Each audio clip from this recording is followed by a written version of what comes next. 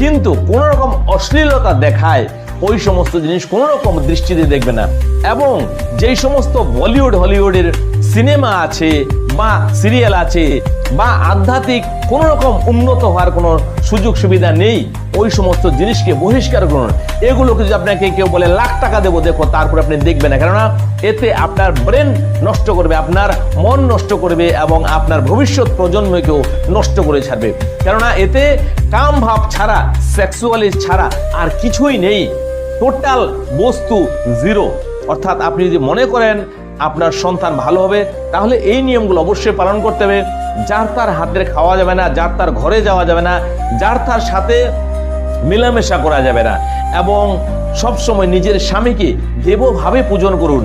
যখন আপনি এই সমস্ত কিছু নিজের মধ্যে আনতে পারবেন, সবসময় সন্তুষ্ট থাকবেন এবং বাড়ির পরিবারের লোকগুলোকে সন্তুষ্ট রাখার চেষ্টা করবেন, তখন